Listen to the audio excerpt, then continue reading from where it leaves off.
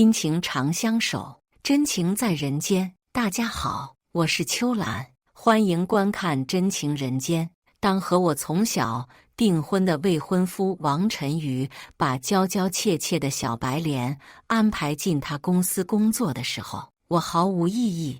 当小白莲把我和王晨宇家族的合作项目作废，梨花带雨地解释自己只是为了公司好时，我无动于衷。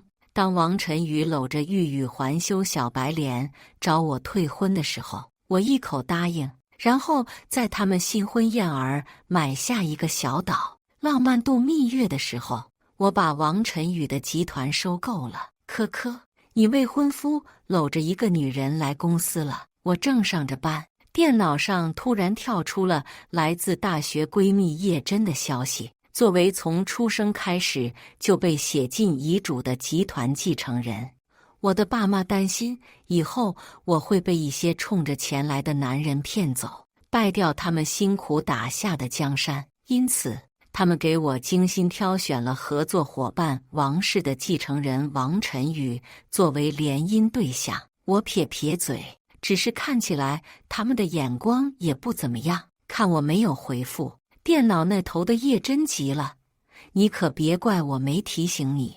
我听到不少员工私下叫那个女人老板娘，男人什么的不重要，两家的合作现在正是关键时期。知道了，我懒懒地打字回复。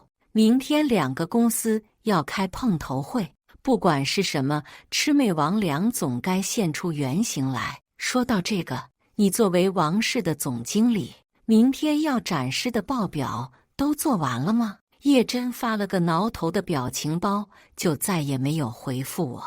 而我则是放下了手中正在核算的成本表，开始思索起来。我和王晨宇名义上说是有婚约的青梅竹马，实际上他对我百般看不起。在学校的时候就觉得我是书呆子，从来不愿意跟我多说一句话。等上了大学，有好事的人去问他喜不喜欢我，他不屑地说了一句：这种没有风情的女人，多看一眼都会气。这也是为什么当我看到叶真的消息时，我毫不惊讶。第二天的碰头会上，王晨宇果然带着一个我没有见过的女人进来了。平心而论，这个女人长得确实不错，瓜子脸，双眼皮，还有白皙的皮肤。我和坐在对面的叶真不留痕迹地交流了一个讽刺的眼神。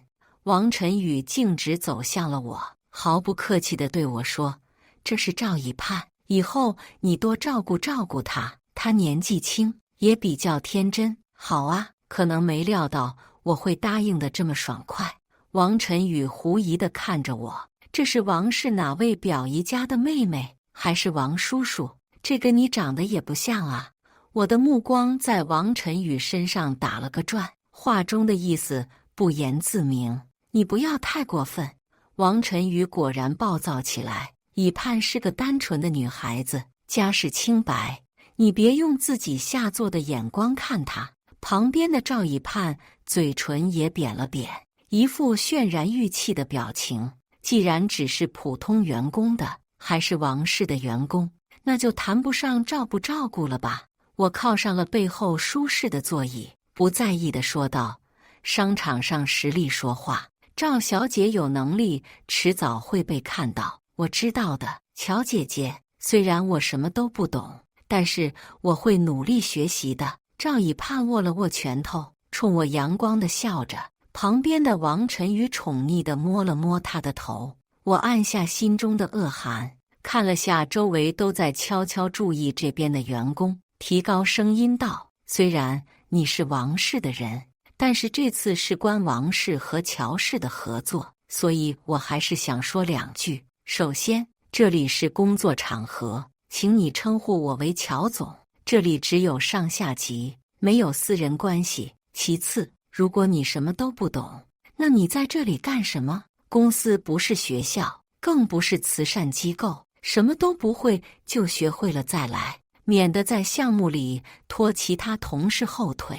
我不给赵以盼一点情面的话激怒了王晨宇，他阴恻恻地说：“乔科，乙盼是我王氏的人，领的是我们王氏的工资，还轮不到你来教训。”我针锋相对地回道：“王氏愿意花钱养废物是王氏自己的事情，但是我丑话说在前面，如果这个废物拖慢了合作进度，让乔氏的员工多做了1分钟不必要的工作，加班的费用我会向王氏索要。但是谁不是从不知道过来的呢？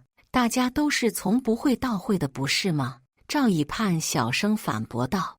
我看向露出可怜巴巴表情，左顾右盼，想博得大家赞同的赵以盼讽刺地笑了。职场，尤其是商场，何其残酷！它的发展不会等待任何人，如果你不能跟上节奏，就只会被淘汰。我这次带来的都是乔氏市场部的精英，克服了别人想不到的困难。他们有的即使有生育假，也因为怕离岗太久而脱节，在月子一结束就马上恢复工作。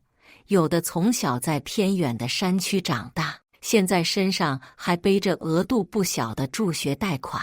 他们的背景各不相同，唯一的共同点就是他们付出了太多，只为了走到这一步。我也愿意用乔氏给他们一个展现自己的平台。赵以盼的算盘落空了，这样在商场厮杀出来的员工绝对不会共情一个异想天开的小白，而我也不会让他毁掉这个重要的项目。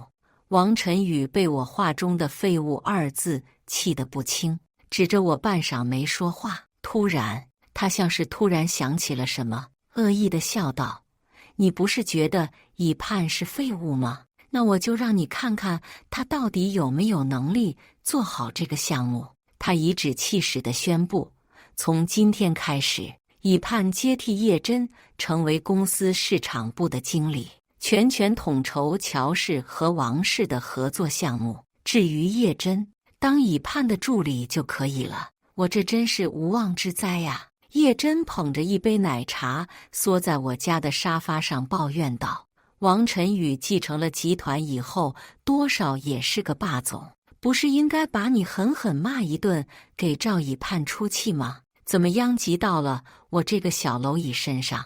我看着在沙发上打滚的叶真，好笑地说：“你不是早就准备辞职了吗？王晨宇这是在帮你忙呢。”没错，在老王总把集团传位给王晨宇之后，已经干到总经理的叶真就萌生了退意。据他说，王晨宇除了给员工摆脸色，没有一点管理集团的天赋。本来他打算做完这个王氏跟乔氏合作的项目就跳槽来我这里，没想到现在最后一班岗也不用站了。当时你们公司的员工看我的眼神都带上怜爱了，等我跳槽了，同事关系肯定无比和谐。叶真美滋滋地畅想未来。昨天当王晨宇的话说出口的时候，在场不论是乔氏还是王氏的员工，脸上都露出了堪称震惊的表情。王晨宇在接手集团之前，其实从来都没有过管理的经验，在学校商务方面的专业课，他一律找了代考。家里给他练手的小公司也是找的职业经理人。王氏在他上位后运行良好，靠的完全是深厚的人才积累，以及和乔氏的稳定合作。他这次的举动，直接把2个都毁了。你就好好摸鱼吧。我拿起桌边的小零食，塞到了叶真的手里。叶真虽然是调岗，但是薪水没变，拿着经理的薪水和福利，干着跟以前比起来不值一提的工作量。叶真嘴上嫌弃，实际上享受得很。对了，科科。叶真闹完之后爬起来，略有些担忧道：“我知道你手下能人不少，但是这个赵以盼要真什么也不会，你的项目会不会受到影响？”我就怕项目不受到影响。我盯着手中的手机屏幕，上面显示的是王氏的股票。这次的合作是2大集团进军高级定制市场的关键。乔氏和王氏都是在时尚界赫赫有名的企业，但是之前主要是面对中低端下沉市场，聚焦于快时尚、低价格、高销量。这次的合作从数年前就开始计划，凝聚着两代人将家族企业转型的野心。两家集团从过去就想摆脱身上的廉价、没有设计感、不高级等等一系列标签，所以不仅为了新品发布准备了一场大秀，还计划邀请众多业内人士来观看。这2周，两边集团的工作人员都为了准备第一批样衣焦头烂额，我也更加频繁地来查看工作进度。不想我又在王氏碰到了赵以盼，此时的他手中拿着洒出半杯的咖啡，站在人群中，而乔氏的设计总监则是拎着手上的几条裙子，暴跳如雷：“赵小姐，你到底知不知道什么是工作？这里不是你可以随便来闲逛的地方。你这段时间什么也不会，拖慢我们的进度。看在王总的面子上，我可以不和你计较，但是算我求求你，别给我们来添乱了。”赵以盼的眼眸里马上蓄上了一汪眼泪，似乎下一秒就要流下来，娇声回答：“姐姐，你真的错怪我了，以盼真的不是故意的。”我有些玩味地停下了脚步，心里想着赵以盼这副白脸的样子是给谁看的呢？果然，下一秒，王晨宇的声音就从拐角处传来：“是谁在欺负以盼？当我王氏没人了是吗？”王晨宇走到设计总监面前，一把把赵以盼拉到他的身后：“有什么话冲着我来？欺负一个刚进公司的小女生算什么本事？”设计总监试图仍然怒火未消，看到王晨宇一副打定主意要给赵以盼撑腰的样子，也只能够压着火气试图解释：“王总，我手里的都是我们团队的人熬夜打板做好的，马上就要送到模特公司去了。现在因为赵小姐的一杯咖啡全毁了，耽误的是所有人的进度，这有什么大不了的事情？”王晨宇毫不在意地挥挥手：“几件衣服罢了，你们重新做就是了，值得在这里对以盼大呼小叫吗？”一听到这句话，我就知道王晨宇踩到了设计总监的雷区正中央。设计总监50多岁，20出头的时候就一直在乔氏工作，我从小就叫她李阿姨。他对于自己产出的作品和手下的员工都非常严格，工作效率极高，但同时他也非常护短。好几次大型购物节的促销过后，都来问我给他的团队要假期。此刻听到王晨宇回答的他，果然再也没有忍住：“王总，你是不是以为我们设计团队就是流水线工厂？想做多少做多少，完全不用休息。这几件衣服从草稿、线稿、电子稿再到打版、裁剪、成衣，一共花了1个多月才做出来这么几件，更别提后面还有别的设计任务。整个项目如果延期的话，后果赵小姐承担得了吗？”王晨宇刚不耐烦地想说什么，就看到了站在角落的我，顿时转移了使唤的目标。乔科，管好你的人，做了事情就要承担责任。再让我发现他给以盼难堪，我绝对不会轻易放过。我走到李总监面前，示意他稍安勿躁，然后笑着说：“我觉得王总说得很对，每个人都要为自己做下的事情负责。李总监，你先给赵小姐道个歉吧。”李总监愣了一下，突然接收到了我的暗示，立马从顺如流地说道：“赵小姐，我为我刚刚激动的态度向你道歉，以后我一定争取态度更好。”对着突然友善起来的李总监，被众人注视着的赵以盼不安地动了动手脚，然后细声细气地说：“没事的，李总监，我理解，你也是为了工作。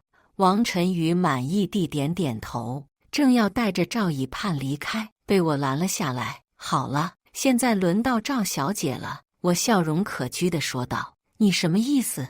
王晨宇显然意识到我没有打算轻轻放下这件事情，眉头紧锁，为自己犯下的错误负责呀。李总监错在情绪太激动，他已经道歉，并且获得了赵小姐的谅解。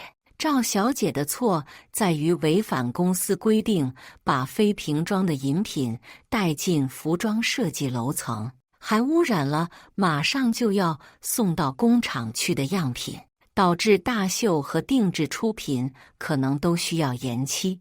我扫了赵以盼一眼，赵小姐想怎么弥补这个错误呢？乔总，我也不是故意的，你看在陈宇的面子上，就原谅我这一次吧。赵以盼沉默了几秒后，柔弱地说道，同时瞄向了王晨宇。没有人想要不给你面子，因为这是职场，面子都是实力挣来的，没有实力就没有面子。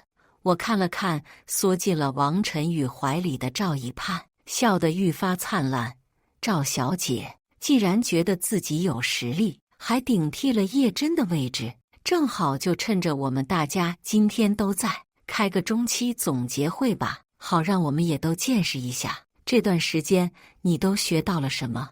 我们一行人一起来到了多功能会议室，现在作为总经理助理的叶真也被一起叫了过来。叶真进来的时候，嘴角还带着不明显的零食残渣，我心下发笑，助理的工作对他来说都是小菜一碟。王晨宇这样对待人才，即使对方不是我的闺蜜，我也只觉得暴殄天物。我径直走到会议桌中间坐下，示意赵以盼开始。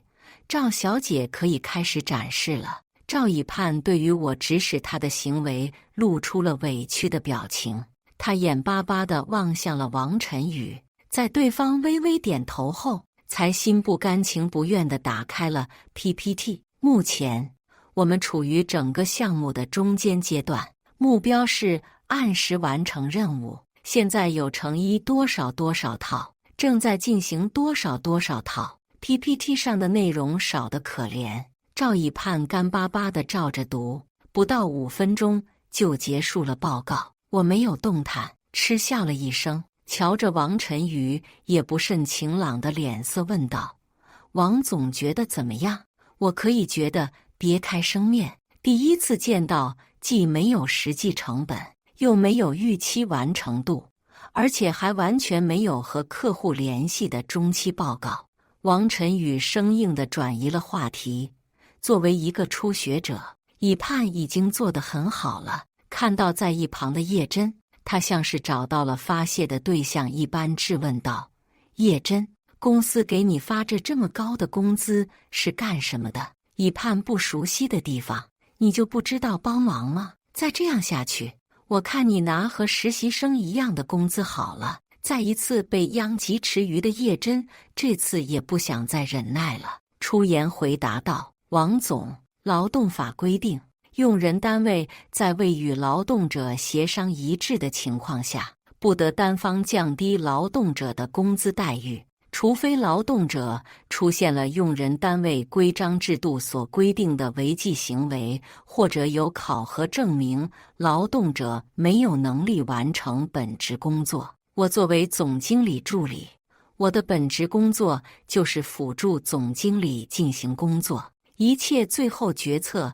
都由总经理来做。这个 PPT 格式不是挺精美的吗？虽然内容令人目不忍视，但是这和我一个助理又有什么关系呢？说罢，叶真还觉得不够过瘾，又补充道：王总，我从老王总在公司的时候就进公司的，我的能力是全公司上下的人都认可的，也有项目证明。可惜呀，他瞥了一眼赵以盼，你非要把我换掉，那我就只能听从领导安排了。都别说这么多有的没的。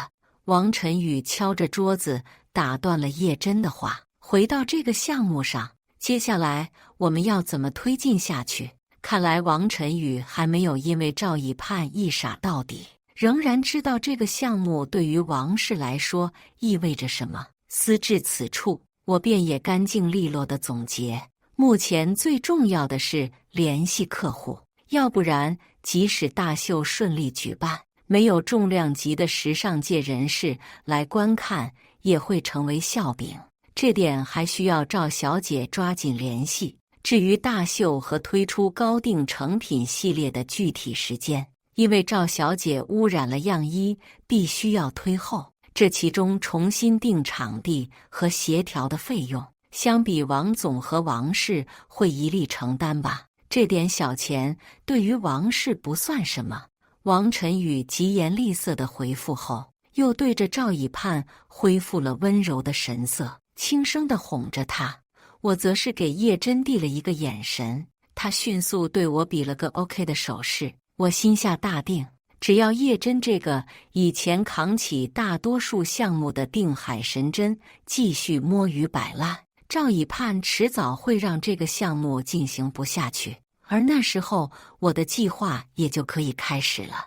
我原本的计划是在赵以盼再犯几个错误以后，顺理成章地结束跟王氏的合作。没想到他做的比我想象的更厉害，他直接取消了王氏和乔氏的合作。得到这个消息以后，我带着几个高层，还有公司的法务，立刻赶往王氏。一路上看着我凝重的表情，法务小心翼翼地说：“乔总，您放心。”这明显是他们违约，不管是去哪个法院，都会判处他们提供违约金的。我点点头，回了一句知道了，其实心里无比欢畅。到了王氏后，我开门见山道：王氏是出于什么原因要跟乔氏解除合作？违约金王氏决定在多久之内到账？赵以盼这次支棱了起来，他面带骄傲地说：乔总，我们解除合同的原因是因为合同本身就不公平，这种情况下我们是不需要付违约金的。他拿出了合同，指向了几条条款。合同里规定了成本是两大集团是一起承担，各占50%，但是去除成本之后的利润方面，乔氏占比70%，王氏只有30%。乔总，我知道你是一个商人，但是人在做天在看，商人也是要讲良心的。我们王氏虽然确实需要合作对象，但是万万不可能和乔氏这样在利润上打压我们的集团合作的。王晨宇附和着赵以盼，锐利的眼神刺向了我。乔科，我之前以为你只是不近人情，没想到你连合同上都敢做手脚。如果这次不是以盼机灵，看出了合同上的问题，我们王氏的利润岂不是要被你分走大半？这个合作必须结束，并且我们的婚约也要解除。我受不了你这种冷漠算计又不解风情的女人，以盼这样恬静文雅的女人才配做我的妻子。我心平气和地听完了这一切，然后对着身后的法务挥了挥手。他会意地上前，把一份王氏无理由要求终止合作的通知书放在了王晨宇和赵以盼面前，签字，以后我们就再也没有关系。王晨宇大大咧咧地签下了他的名字，露出了恶意的笑容。好了，乔科，现在赶紧滚出王氏吧。我在确认法务收好通知书离开后，知道他是马上去公证这份文件，也真心的笑了。我悠悠地喝了一口水，直视着王晨宇凶狠的目光，嘲讽道：你以为我想跟你有这个婚约？我爸妈眼光差，给我挑了个只会吃喝玩乐的草包，项目都开始几个月了，才第一次看合同。你怎么好像还很自豪的样子？另外，这个合同上的规定没有任何不公平的地方。我慢条斯理地开始收拾桌上的文件。如果你这个草包和你的废物女友能够翻一翻合同附录的话，里面有利润的详细记录方式，只要你们看了一眼，也说不出成本是乔氏和王氏均分。你们大概是看不懂专业报表的，那就让我来告诉你们，制作成衣的工厂和提供布料的工厂都是我们乔氏的工厂，所以成本以成本价计算。运输方面选定的是和我们乔氏有长期合作的物流公司，所以也愿意给我们低于市价的价格。最重要的是，最后拟定请来的时尚圈设计师，大部分都是我们乔氏的人脉。好啦，我站起身来，对着王晨宇和赵以盼莞尔一笑：“我等着你们的违约金到账哦。”面对高昂的违约金，王晨宇仍然没有低头，咬牙从集团流动资金里调动出来，填上了这个窟窿。随后，为了冲淡公众对于王氏集团主动无条件终止合作的关注，他让王氏的公关部放出了他和赵以盼即将结婚的消息。要不怎么说对方是霸总呢？千金博美人一笑，我对叶真吐槽道：“我们科科也是霸总呀，快来包养我！”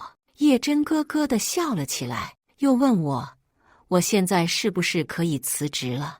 王氏现在死气沉沉，我看好多老员工都有跳槽的心思了。不用，我觉得你可能永远也不用辞职了。我拍拍他的头，我约了李总监和 JR 集团的人见面，先走了。在一家古色古香的茶馆，我在李总监的引荐下见到了 JR 集团的市场部负责人。在我提出乔氏可以提供大量人力和工厂的资源后，合作计划就顺理成章地在谈笑间被敲定了下来。我之前跟你们李总监是一个专业的同学，也是学设计的，后来虽然转行去做市场营销的，但是看东西的眼光还是在的。JR 负责人喝了一口茶水，看似漫不经心地道：“那位王氏未来的总裁夫人穿的衣服看起来挺别致的呢。”我马上心领神会：“是啊，这样的服装品味应该找个时候让大家都知道才是。” JR 负责人很满意我的知情知趣，笑着跟我握手道：“很期待和乔氏的合作。乔小姐是难得的少年英才，和 JR 集团的合作，除了我和乔氏的几个高层，还有叶真外，没有任何人知道。他们对于我按着这个消息不公布的举动有些困惑，但是还是根据我的指示，让各部分低调地准备着。”几个多月后，王晨宇和赵以盼举行了堪称奢华的婚礼。媒体争相报道这场报道总裁与灰姑娘的结合。赵以盼还好心的给我也送了一张请帖，让我在前排近距离观赏了他们互诉衷肠。本市的圈子就这么小，来的宾客大多是知道我们两家从小订婚的事情，我也没有少受到或怜悯或嘲笑的眼光。直到婚礼进行到高潮部分时，王晨宇拿出一张纸，炫耀地说道：“这是太平洋上一座小岛的产权证明，我想把它作为新婚礼物送给我的爱人和妻子以盼。”他深情地凝视着赵以盼的双眸，问道：“以盼，你愿意和我一起在这个小岛上度过属于我们的蜜月吗？没有电话，没有信息，没有别人，只有我们的一个月。我愿意。”我愿意。赵以盼喜极而泣，扑到了王晨宇的怀里。随后一桌桌敬酒的时候，赵以盼还是眼眶通红。他扫到了我，突然激动地抓住了我的手：“乔姐姐，我知道你不喜欢我这么叫你，但是我还是想说，真的非常感谢你能够成全我和陈宇，谢谢你成全我们的爱情。我相信乔姐姐这么好的人，以后还会找到别人的。”不客气，我拍了拍他的手。我也要感谢你们成全了我。赵以盼用懵懂的眼神看着我，随后笑了笑。他或许是以为我在硬撑着，但是我是真心的。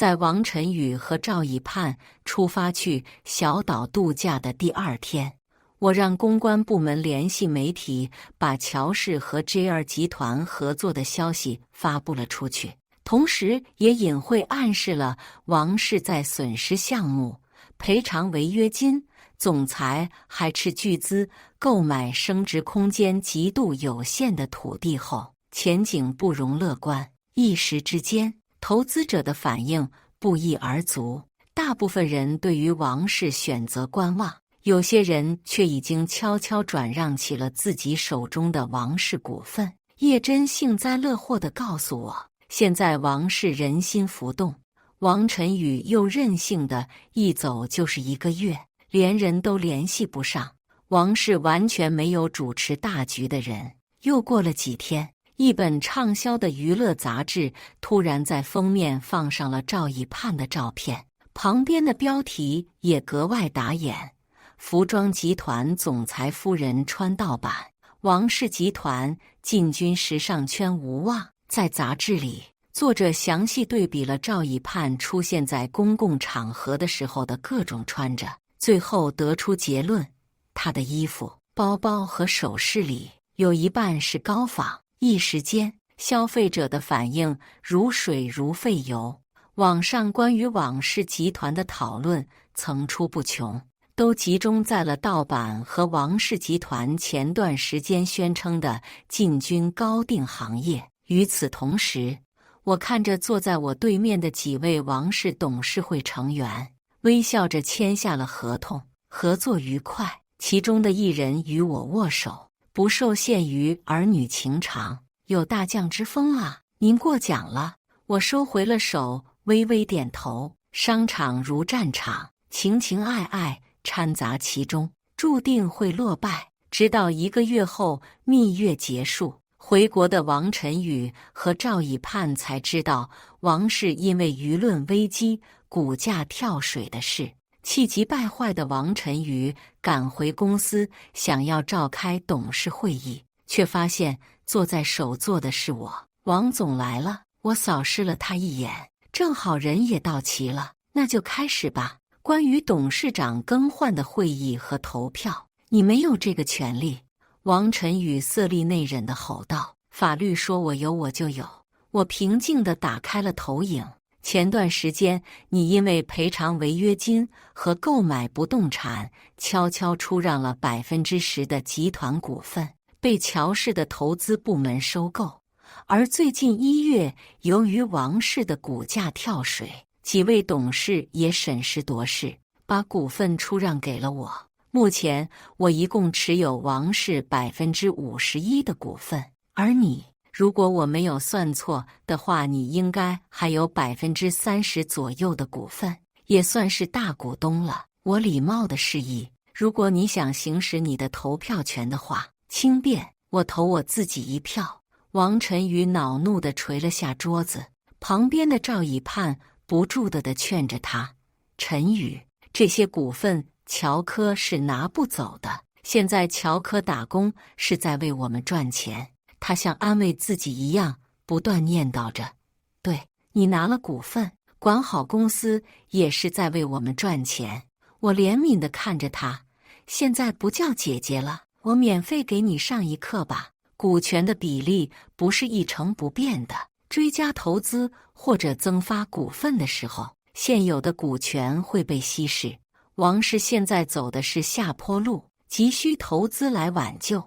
我和几位董事谈过了，乔氏会定期注资。由于我在乔氏是绝对控股，乔氏获得的王氏股权也是我实际控股。我算了算，大概1年以后，王氏就不会再有你们的位置了。我走到气急败坏的王晨宇面前，问他：听说你以前觉得我是书呆子，听说你四处跟别人说我不解风情，娶回家也没有用。我又拍了拍赵以盼的脸颊，这样的确实适合你，你们的脑容量都差不多。我没有再看他们，转身走出了会议室。叶真还在等着我商量王氏未来的发展计划呢。商场上，胜者为王。感谢大家的观看。欢迎大家在下方评论区讨论。如果你喜欢这类故事，记得点击订阅《真情人间》，并分享给更多的人，这会对我帮助很大。再次感谢大家的观看。